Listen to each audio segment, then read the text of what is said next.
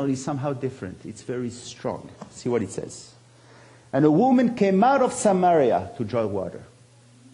What does that mean? Were they not in Samaria? In verse 5 it says they were in the territory of Samaria. This, I believe, is similar than what we have read with Nicodemus in John 3:2, when we are told that he came by night to see Jesus. He came from darkness unto light. And so the woman is seen as leaving her turmoil territory and coming in the presence of the Messiah, leaving her old life and coming into light.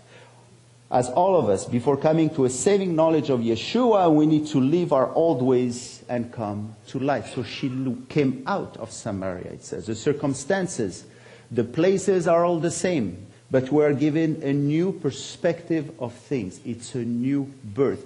Her salvation was about to begin. And the life giver here begins the conversation. The miracle worker is asking that woman, give me a drink.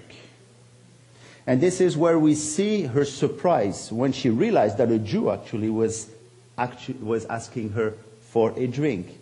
And as he had done with Nicodemus, Jesus seems to interrupt her as she brings her argument. And in verse 10 he tells her, if you knew the gift of God and who it is who says to you, give me a drink, you would have asked him and he would have given you living water.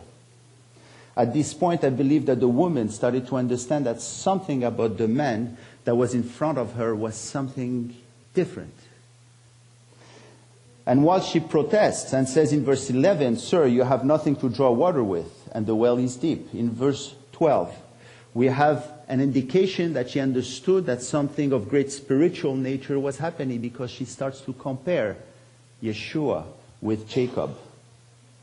She could have simply regarded the whole thing and kept on with her work. But something was happening here. And it's after her protest, from verse 13, we read again some very comforting words from Yeshua. Jesus answered and said to her, whoever drinks of this water will thirst again, but whoever drinks of the water that I shall give him will never thirst. But the water that I shall give him will become in him a fountain of water springing into everlasting life. And to the power of these words, as Nicodemus felt disarmed, if you remember, by the words of the Messiah, and he used sarcasm, right? So the woman does in verse 15. The woman said to him, sir, give me this water that I may not thirst no more here to draw. At this point, Jesus shows her that he is omniscient and knows her so well by speaking of her past and her present. He gives her proof of who he is. And in verse 16, Yeshua, knowing very well that she was not with her husband at this time, but with another man, says to her, go and get your husband. See how the conversation goes. Verse 16 to 18. Jesus said to her, go, call your husband and come here. The woman answered and said, I have no husband.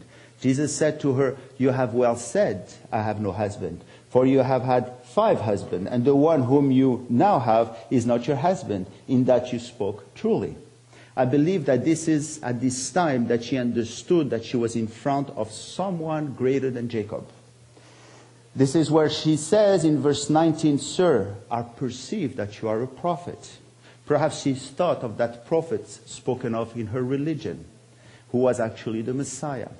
And as the woman slowly started to recognize Jesus as the Messiah, she tried to detract the whole attention away from herself by bringing in the very point of disagreement between Jews and Samaritans, as we see in verse 20. But Jesus just goes forward. Look what he says, verse 21 to 24. Jesus said to her, woman, believe me, the hour is coming when you will neither on this mountain nor in Jerusalem worship the Father. You worship what you do not know. We know what we worship, for salvation is of the Jews. But the hour is coming, and now is, when the true worshiper will worship the Father in spirit and truth. And the Father is seeking such to worship him. God is spirit, and those who worship him must worship in spirit and truth. And when Yeshua said that, he went beyond the Messianic times and spoke of the time when Jews, Gentiles, Samaritans will be one in God.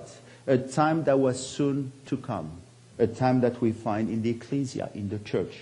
He was speaking here of the coming church where there will be no Jews, nor Samaritan, nor Gentiles. Here we have the counterpart of what we read in Matthew 13, with the announcement of the kingdom of God through parables.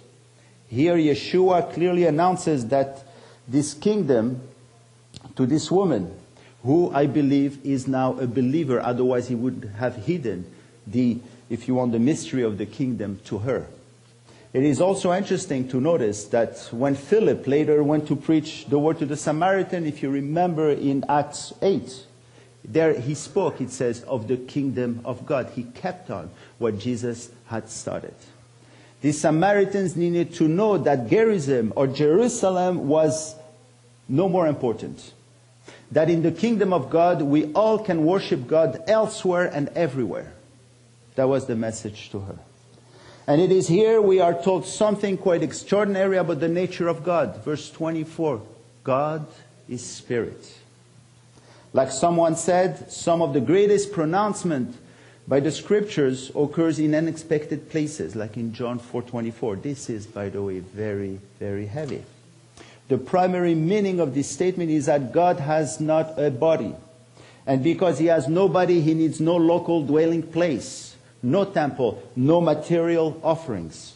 We remember that the tendency of human heart to represent God by something that appeals to the senses is the origin of idolatry. God is spirit and man is spirit as well. Man is made in the image of God and is made to know God. And because God is spirit, we are told that those who worship God must worship God in spirit, not through buildings or pictures, but in spirit. And it is after this conversation when the woman rests her case and says in verse 25, I know that Messiah is coming, who is called Christ. When he comes, he will tell us all things.